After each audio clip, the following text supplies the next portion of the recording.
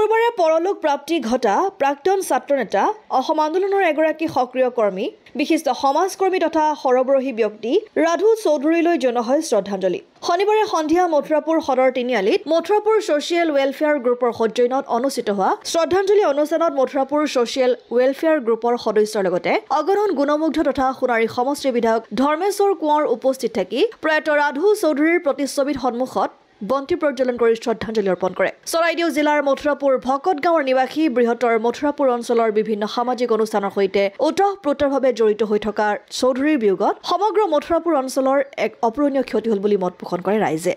মৃত্যুৰ সময়লৈকে ৰাধু চৌধুৰীয়ে বৃহত্তৰ মথুৰাপুৰ অঞ্চলৰ বিভিন্ন সামাজিক অনুষ্ঠান প্ৰতিষ্ঠানৰ সৈতে জড়িত হৈ থকাৰ উপৰি মথুৰাপুৰ আৰক্ষী থানা গাঁওৰক্ষী বাহিনীৰ সম্পাদকৰ লগতে অঞ্চলটোৰ অগ্ৰণী স্বেচ্ছাসেৱী সংগঠন মথুৰাপুৰ ছ'চিয়েল ৱেলফেয়াৰ ছ'চাইটিৰ প্ৰতিষ্ঠা কালৰে পৰা বৰ্তমানলৈকে উপদেষ্টা হিচাপে সেৱা আগবঢ়াই আহিছিল। ছাত্ৰ অৱস্থাৰ পৰাই জাতীয়তাবাদী চিন্তা চেতনাৰে উদ্বুদ্ধ চৌধুৰীয়ে অসম আন্দোলনত সক্ৰিয়তাৰে নামি পৰাৰ বাবেই পুলিচ বাহিনীৰ দ্বাৰা সৰ্বাধিকবাৰ নিৰ্যাতনৰ বলি হ'ব লগা হৈছিল। তেওঁ 1980 চনত মথুৰাপুৰ প্ৰাথমিক গোট ছাত্ৰ সন্থাৰ প্ৰতিষ্ঠাপক সভাপতি আছিল। পৰৱৰ্তী সময়ত অসম গণ পৰিষদ দলৰ এগৰাকী নিষ্ঠাৱান কৰ্মী ৰূপে সেৱা আগবঢ়াই যোৱা ৰাধু চৌধুৰীয়ে বিভিন্ন সময়ত অঞ্চলটোৰ সামাজিক অনুষ্ঠানৰ গুৰু দায়িত্ব বহন কৰি নিজৰ কাম কাজ আগবঢ়াই নিছিল।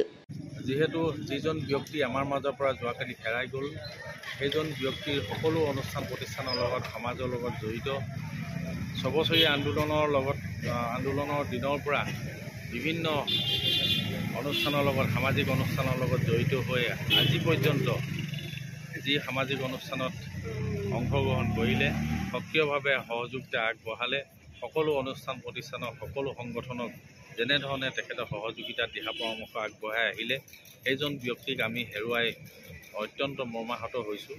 আৰু তেখেতৰ শ্ৰদ্ধাঞ্জলি নামত যি ছ'চিয়েল ৱেলফেয়াৰ গ্ৰুপে আজি এই শ্ৰদ্ধাঞ্জলি অনুষ্ঠানটো পাতিলে, তেওঁলোকক মই বিশেষভাৱে ধন্যবাদ দিছোঁ যে তেনে এজন ব্যক্তিক কোনোৱে যাতে ভৱিষ্যতো পাহৰিব নালাগে। তেখেতৰ যি আদৰ্শ, যি অনুপ্ৰেৰণা আছিল, সমাজৰ প্ৰতি যি আদৰ্শ আছিল, সকলোৱে সেই আদৰ্শক অনুকৰণ কৰি সাৰোগত কৰি যাতে ভৱিষ্যত সমাজখনক আগুৱাই লৈ যোৱাত আমি প্ৰত্যেকৰে যাতে অগ্ৰণী ভূমিকা ল'ব পাৰোঁ। আৰু তেখেতকে আমি প্ৰেৰণাদায়ক হিচাপে এজন ব্যক্তি যদিও আমাৰ মাজত নাথাকিব, আমি তেনেধৰণে আগবাঢ়ি যাবৰ কাৰণে যিকোনো সামাজিক অনুষ্ঠান প্ৰতিষ্ঠানত বা সামাজিকভাৱে দায়বদ্ধতা হৈ আমি আগবাঢ়ি গ'লে অন্ততঃ সমাজখনক আমি ধৰি ৰাখিব পাৰিম।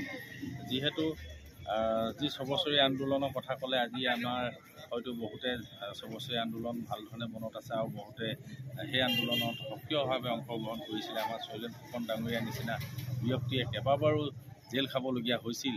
গতিকে তেনেধৰণৰ ব্যক্তি আজি আমাৰ মাজত উপস্থিত আছে আৰু তেখেতসকলৰ লগত সহযোগী হিচাপে কাম কৰা এই ৰাধু চৌধুৰী, আমি ৰাধু কণ্ড বুলি মই জানিছিলোঁ, ৰাধু চৌধুৰী ডাঙৰীয়ালৈ আমি এই এপাহতে আমি তেখেতৰ আত্মাৰ চিৰ শান্তি কামনা কৰিছোঁ আৰু তেখেতৰ সুখ সন্তপ্ত পৰিয়ালবৰ্গলৈ আমি সমবেদনা জ্ঞাপন কৰিছোঁ, যাতে আগন্তুক দিনত তেখেতৰ আদৰ্শৰে আমি অনুপ্ৰাণিত হৈ সমাজখনক সুস্থ সমাজ হিচাপে ধৰি ৰাখিব পাৰোঁ, তাকেই কামনা কৰি ক'বলগীয়া ইমানতে সামৰিছোঁ। মথুৰাপুৰৰ পৰা ইছলাম আহমেদৰ ৰিপৰ্ট, অসম আদিত্য।